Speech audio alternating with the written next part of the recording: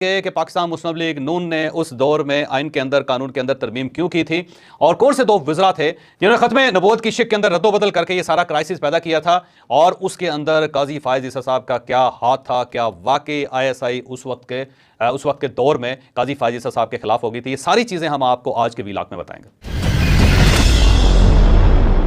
जैसे काजी फायज ईसा साहब के खिलाफ जो रेफरेंस है, इसकी बैकग्राउंड 2018 में जाके मिलती है। 2018 में आपको याद होगा कि उस वक्त पाकिस्तान मुस्लिम लीग नून की गवर्नमेंट थी और उस गवर्नमेंट में वजीर कानून होते थे जाहिद हामिद साहब और अनूशा रहमान IT की मिनिस्टर थी उस वक्त।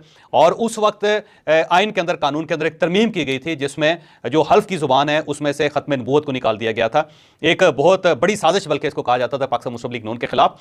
और जब ये तरमीम हो गई तो फिर उस वक्त मुझे याद है कि हाफिज हमदुल्ला साहब खड़े हुए थे और उन्होंने सबसे पहले निशानदेही की थी कि ये आप लोगों ने क्या कर दिया, आपने तो ख़त्म नबूवत की शिक ही निकाल दी हल्फ के अंदर। और ये जो चीज़ है नाकाबिले बर्दाश्त है पाकिस्तान के अंदर। जब ये खबर वहाँ से निकली और उसके बाद मीडिया ने उठाई, फिर सोशल मीडिया पर चले गई, तो आहिस्ता आहिस्ता पाकिस्तान के अंदर एक नया बहरान पैदा होना शुरू हो गया। उस वक्त तहरीक लब्बैक पाकिस्तान बड़ी तगड़ी हो रही थी लाहौर में, उसने इस सारे इशू को उठा लिया। सबसे पहले फिर मुजाहरे का ऐलान किया गया, फिर गवर्नमेंट से कहा गया कि आप वज़रा को निकालें और इस शिक को वापस लें। फिर ये बहरान बड़ी तेज़ी से फैलता चला गया। आपको याद होगा कि सबसे पहले TLP ने लाहौर के अंदर एहतजाज शुरू किया था और उस वक्त जब लाहौर में एहतजाज किया जा रहा था तो उस वक्त राना सनाउल्लाह साहब वज़ीर कानून थे वहाँ पे और मियाँ शहबाज शरीफ साहब चीफ मिनिस्टर थे पंजाब के अंदर। तो ये सारा क्राइसिस उस वक्त लाहौर के अंदर सेंटर में बना हुआ था और उस वक्त ये महसूस होता था कि मियाँ शहबाज शरीफ साहब जो उनकी गवर्नमेंट को ये लेके बैठ जाएंगे।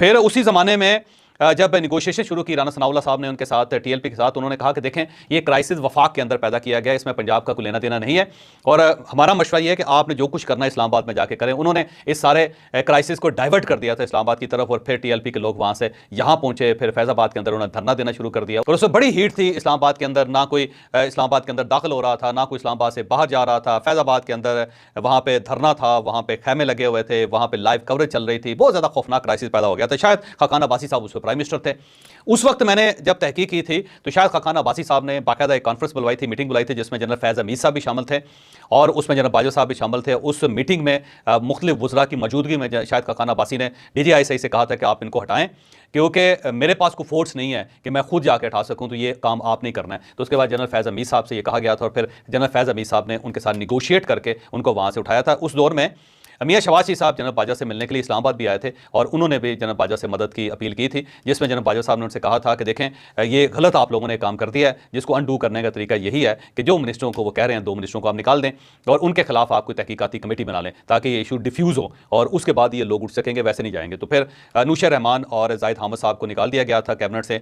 और बल्कि उससे पहले मुझे याद है कि मियाँ शहबाज शरीफ साहब जनरल बाजवा से मुलाकात करने के बाद लाहौर गए थे और वहाँ पर उन्होंने तकरीर करते हुए कहा था कि इन दोनों वज़ीरों को वजारत से खारिज कर देना चाहिए, कैबिनेट से निकाल देना चाहिए। उसके बाद फिर दोनों वजीरों को निकाल दिया गया था। बल्कि बाद राजा जफरुल हक जैसे सीजन्ड पॉलिटिशियन, बुजुर्ग पॉलिटिशियन को यह जिम्मेदारी दी थी कि वो इस सारे मामले की तहकीक करें और उन्होंने तहकीक करने के बाद जो रिपोर्ट दी थी वो रिपोर्ट बाहर नहीं निकली। लेकिन उस दौर में राजा साहब ने मुझे खुद बताया था कि मैंने डिग करके अंदाजा लगाया कि ये दोनों वजीर जो इन्वॉल्व हैं और इन्होंने जानबूझ के ख़त्म नबूवत की शिक जो थी वो हल्फ से निकाली थी, जिसका खमियाजा हम सबको भुगतना पड़ा।